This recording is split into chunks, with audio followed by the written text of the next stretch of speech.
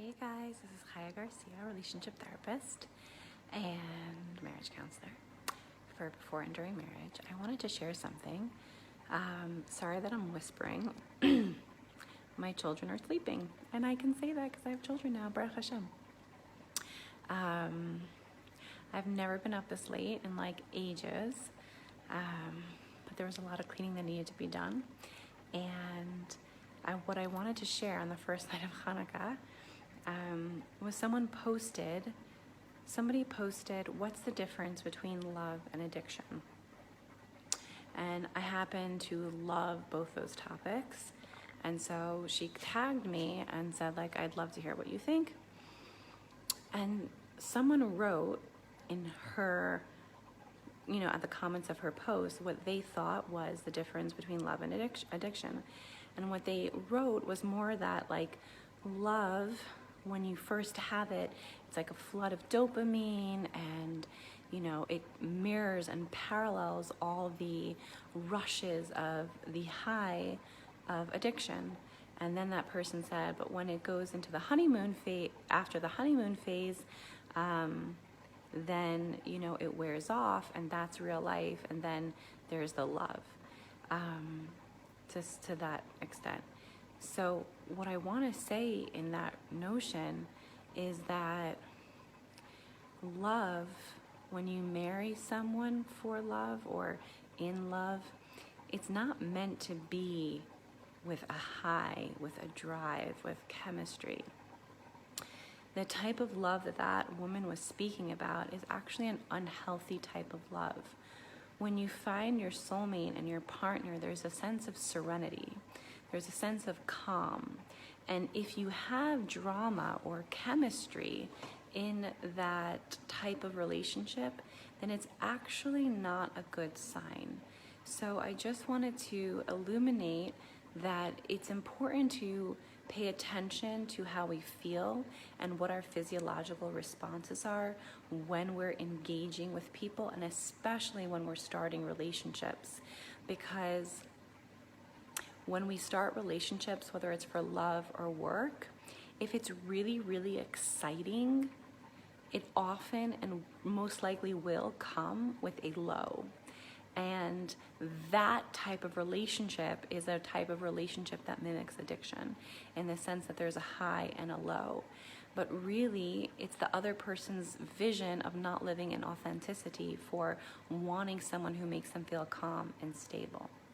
And truly, the difference between addiction and love is that addiction is when you live in fantasy. It's when you're not honest with yourself. It's when you choose to not feel comfortable with pain. And so you live in a deluded state where you think that whatever your choice of drug is, whether it's a person or a substance, will remove that pain. But in actuality, it's only increasing the pain. So it's a type of short-term delusion that makes pain go away. But in reality, it only exacerbates the trauma that's even making you want to use it in the first place, or the pain that's even happening in the first place, because pain only removes itself from our body once it's released, once it's acknowledged and given a voice. So what love really is, it's unconditional. It's learning how to make mistakes and still accept yourself. It's learning how to have a partner who makes tons of mistakes and who doesn't think the same way as you, and finding the unconditional acceptance in yourself and the people around you. Because when you're in a state of addiction or fantasy, you're very hard on yourself.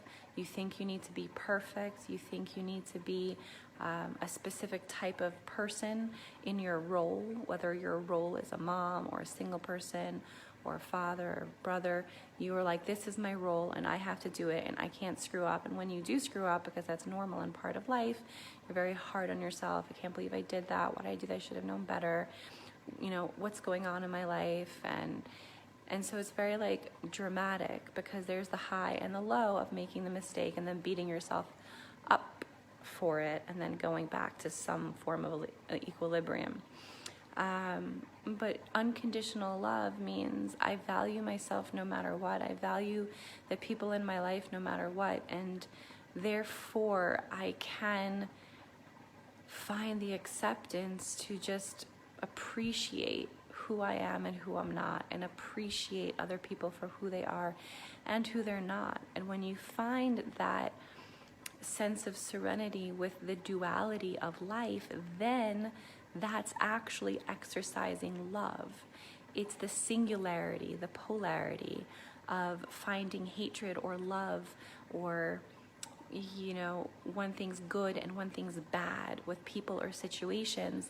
That is truly a sign of addictive type of thinking or fantastical type of thinking.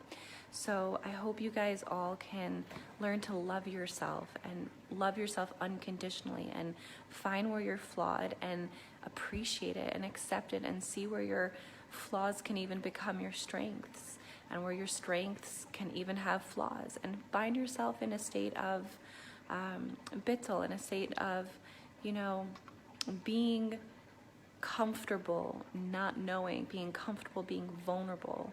And within that mushy gray area, that's where the love can flow, because there's no expectation of it has to be good or bad. So I hope you guys find that sweet mushy gray spot of balance, of love, of knowing it's okay to make mistakes, knowing it's okay for others to make mistakes and you won't look down upon them, and for appreciating yourself and others in a way where you're not deluding yourself to want them to be something they're not, but you're really accepting the reality of who people are, and then going from there to make the healthiest decisions for your future. Oh, and now I wanted to mention, this night, 3 years ago, I got engaged to my husband, and he proposed to me on the first night of Hanukkah. And I had gotten him a Chanukiah way before I knew him, and I decided that I wasn't going to just wait for my husband to show up. I was going to buy something for him so that I can truly manifest something that I believed was going to happen in my life. And 2 years after I bought the Chanukiah, I met him and he proposed to me on the first night of Hanukkah, which you can't predict life, but you can create it. And one of the mantras I always had was, I will be engaged in the month of Kislev, way before I moved to Israel, like 6 years ago. And I got engaged in the month of Kislev. So we have a lot of power with our words. We have an extraordinary amount of power with our thoughts. Choose what you speak carefully. Speak kindly to yourself and others. Speak kindly about yourself and others. And if there is something you need to process, do it with the right person in a safe space with compassion and love.